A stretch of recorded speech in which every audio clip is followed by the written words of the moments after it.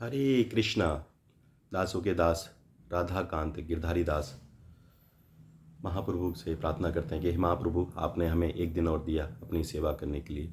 उसी क्रम में महाप्रभु के चरणों में प्रार्थना करते हैं। श्री श्री राधा माधव अष्ट सखी पंच तत्व विघ्नविनाशक श्री लक्ष्मी नरसिंह भगवान कृष्ण कृपा मूर्ति ऐसी भक्ति वेदांत शिला प्रभुपाद परम पूज्य गोपाल कृष्ण गोस्वामी गुरु महाराज समस्त वैष्णव जन गुरु परम अग्रवाज की आज की हमारी सेवा है।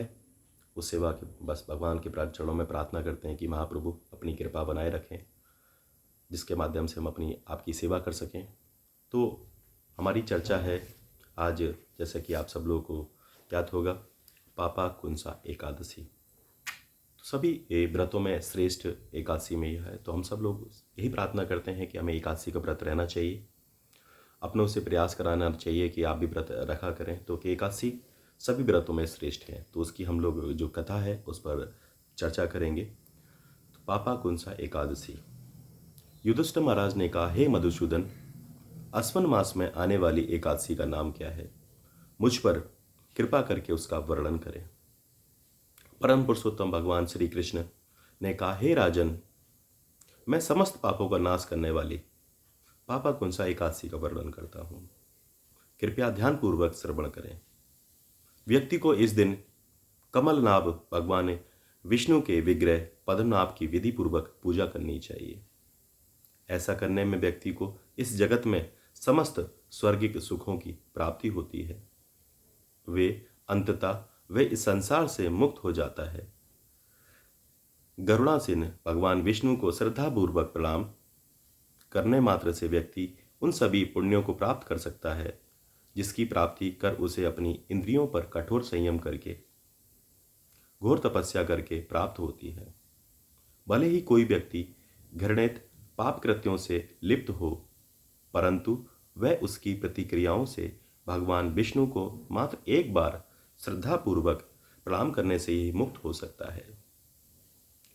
इस पृथ्वी लोक पर भगवान विष्णु के पवित्र नामों का उच्चारण करने मात्र से उसे समस्त तीर्थों का फल प्राप्त हो सकता है तथा राम, विष्णु, जनार्दन, कृष्ण कहकर एकादशी पालन करने वाले ऐसे भक्तों को सभी यमलोक का दर्शन नहीं करना पड़ता।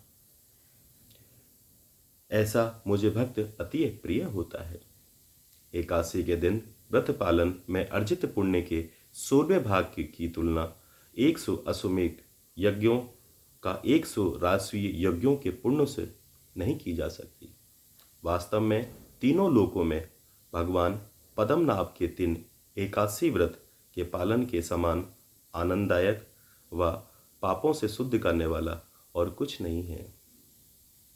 हे राजन, जब तक व्यक्ति भगवान पद्मनाभ के इस पवित्र दिन एकादशी व्रत का पालन नहीं करता, तब तक वह पापी ही रहता है। उसके पुनर्जन्मों के पाप उसका पीछा नहीं छोड़ते। जो भी मुक्ति का इच्छुक है, स्वर्गिक लोकों में उन्नत होना चाहता है, स्त्री, पुत्र, संपदा या इच्छुक, उसे इस पापाकुंसा एकादशी का पालन करना चाहिए। इस एकादशी से प्राप्त पुण्य गंगा, पुष्कर, कुरुक्षेत्र में स्नान से भी अधिक प्राप्त होता है। हे महाराज युधिष्ठिर, इस एकादशी पर व्रती को संपूर्ण रात्रि श्रवण, कीर्तन तथा भगवान की सेवा करनी चाहिए। ऐसा करने से उसे भगवान विष्णु के परम धाम की प्राप्ति सरलता से हो जाती है। इतना ही नहीं, वरना उसकी माता की ओर से पूर्व 10 पीढ़ियों, पिता की ओर से पूर्व 10 पीढ़ियों और पत्नी की ओर से पूर्व 10 पीढ़ियों के सभी पूर्वज अपने वास्तविक चतुर्भुजी रूप में वैकुंठ को प्राप्त होते हैं। वे पीतांबर व सुंदर माला पहनकर सर्पों के शत्रु गरुड़ की पीठ पर आसीन होकर आध्यात्मिक लोक की ओर प्रस्थान करते हैं। हे नृपश्रेष्ठ, भले ही वह किसी भी आयु वर्ग का भक्त हो, पापा कुंसा एकादशी व्रत का पालन करता समस्त प्रकार के पापों से मुक्त होता है और मेरे परम धाम को प्राप्त होता है। व्यक्ति का एक दिन स्वर्ण, तिल, उपजाऊ भूमि, गाय, अन्न, जल, छाता व एक जोड़ी जूते दान करने चाहिए। ऐसे भक्त को पापियों को दंडित करने वाले यमराज का दर्शन नहीं करना पड़ता।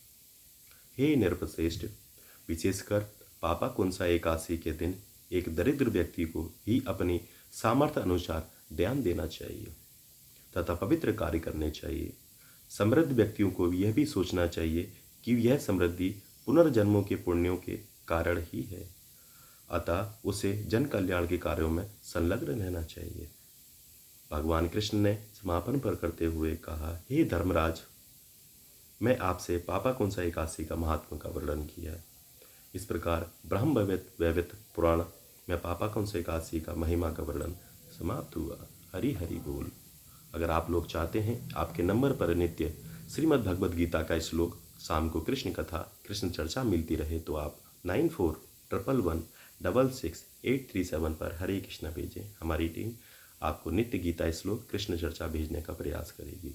आप सभी भक्तों से दास का यही विनम्र प्रार्थना रहता है कि आप अपने साथ साथ अपनों का कल्याण करना ना भूलें, क्योंकि भगवान इस कार्य से बहुत प्रसन्न होते हैं। हरि हरि बोल।